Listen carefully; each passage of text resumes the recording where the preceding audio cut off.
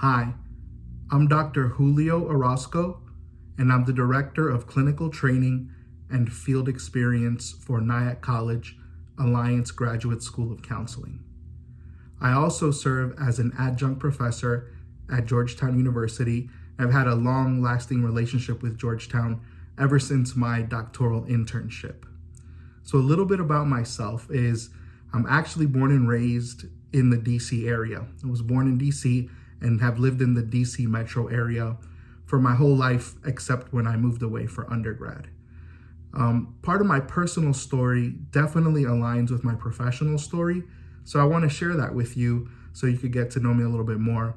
But before that, I really want to thank AADA and AMCD for the partnership and the opportunity for me to create this video and just speak into the professional lives of so many of my colleagues. I thank you so much for giving me a voice in that way.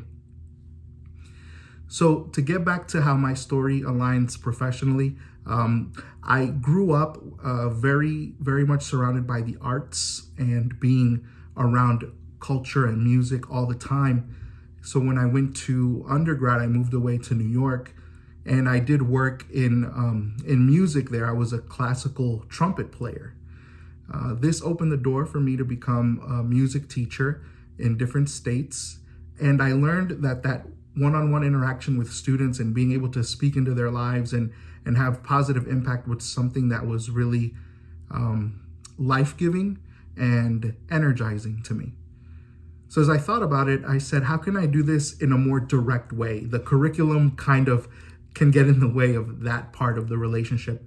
And so I did some vocational discerning, and I thought counseling might be a good fit. And so I went to grad school for counseling and entered the field in around 2007.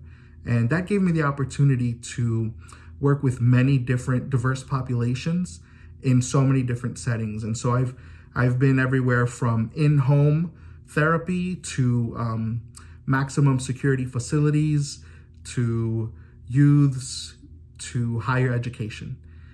And as I progressed through these different spaces in my journey, my previous passion, which was teaching music, and then my passion that arose later on in life, which was counseling, kind of converged. They came together, and so I wanted to teach folks how to be good therapists. So I went back to school and earned my doctorate in counselor education and supervision.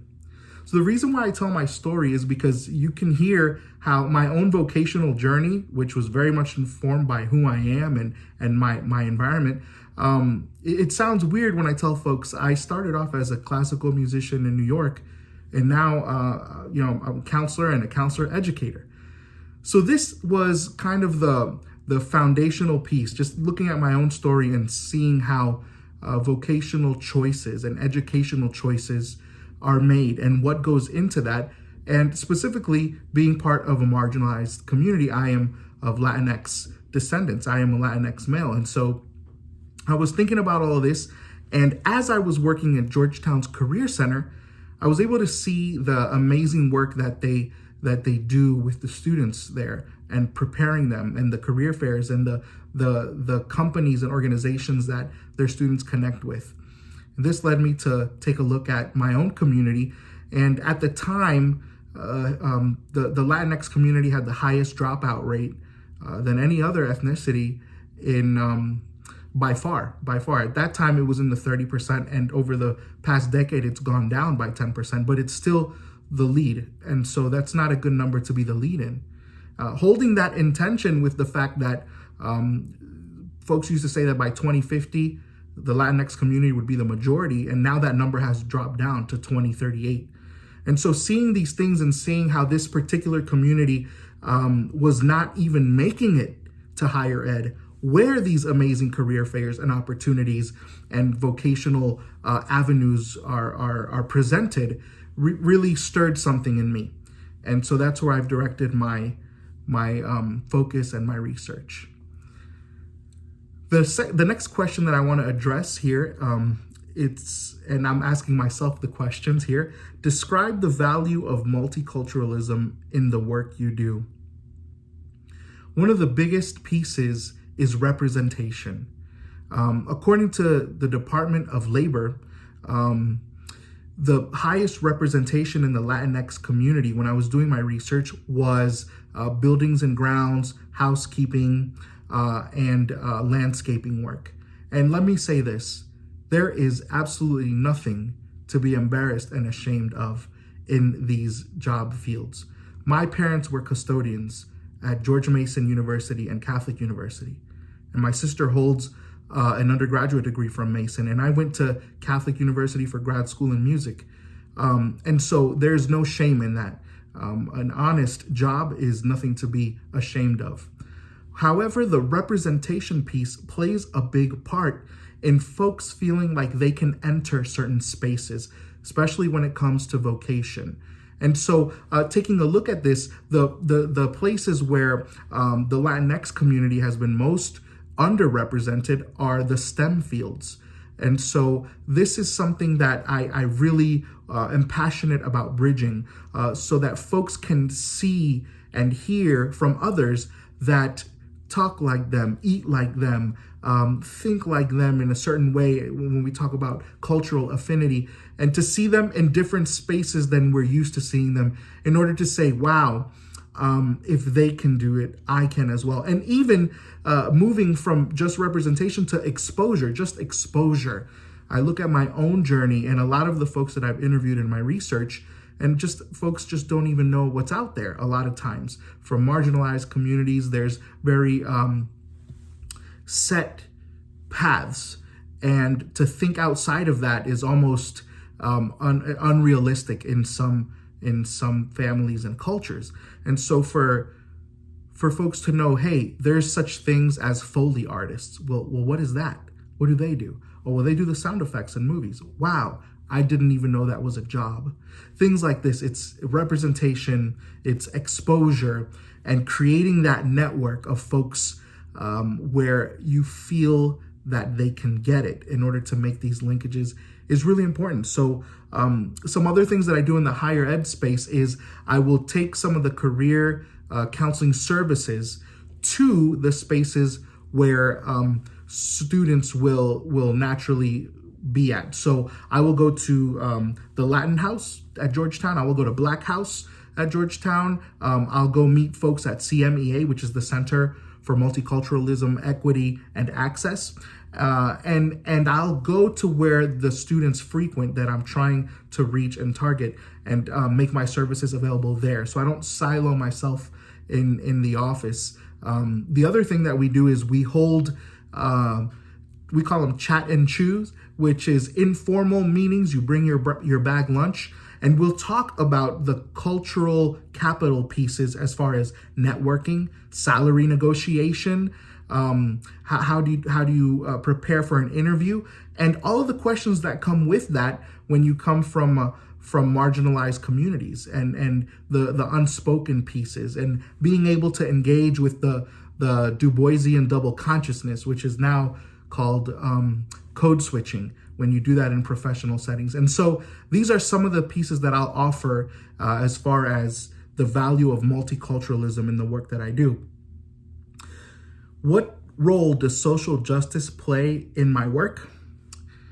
Social justice it's foundational to the work that I do. I honestly believe that regardless of your background, regardless of your socioeconomic status, that there should be basic affordances of equity and access and knowledge.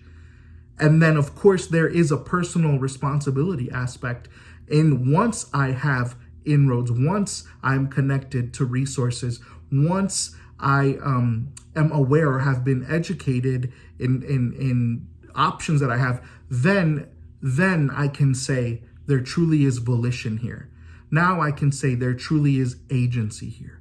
But when communities, entire swaths of communities, don't have access, representation, cultural capital, and the information with which to make these huge life choices, such as educational and vocational, then I don't think that there is much equity and social justice in that.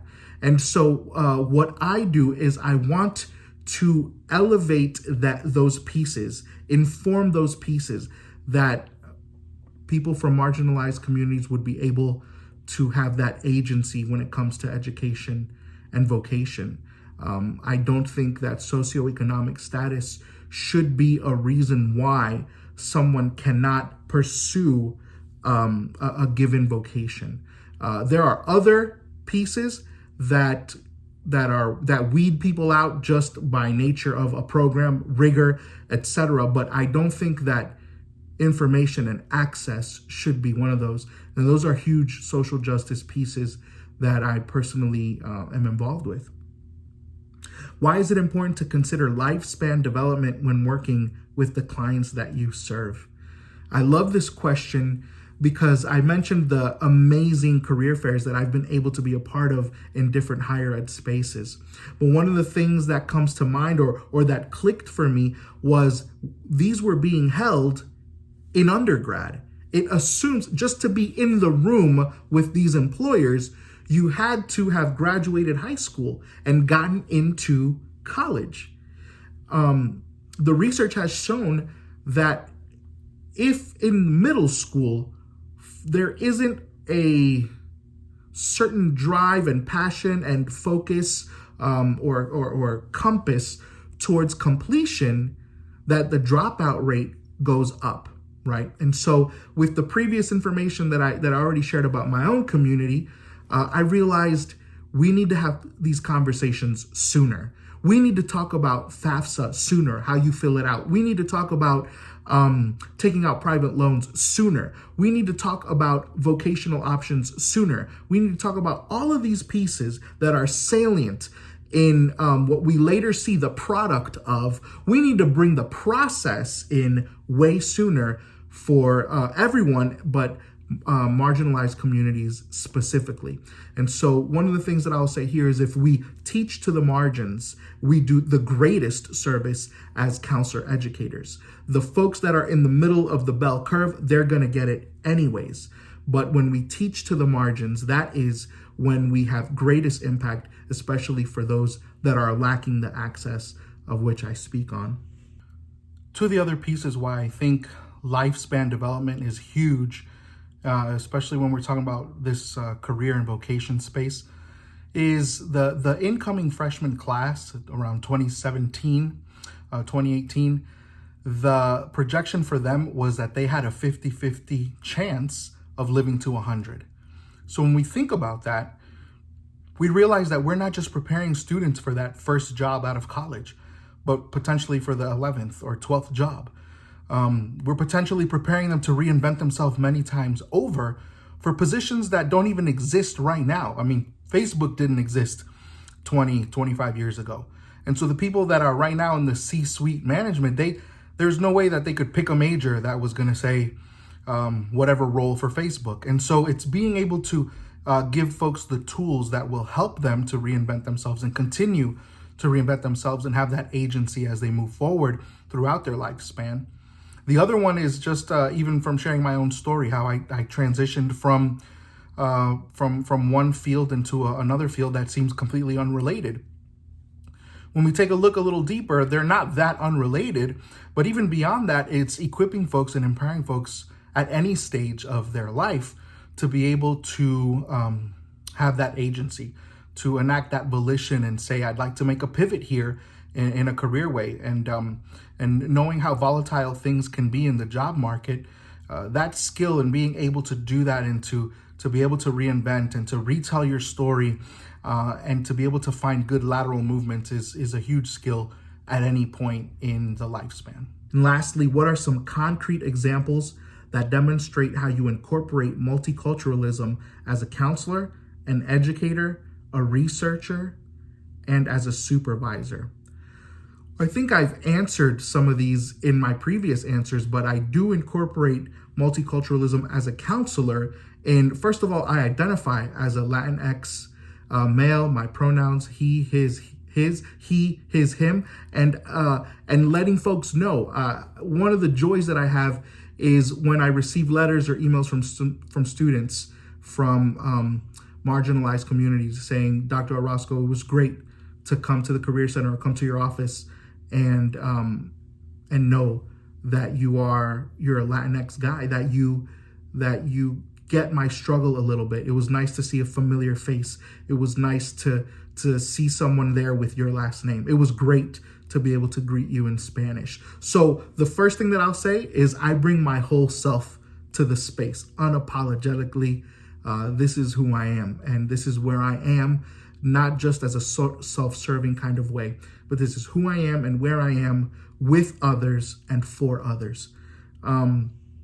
As an educator, I think it's a similar piece. It's actually living out what I was talking about, representation.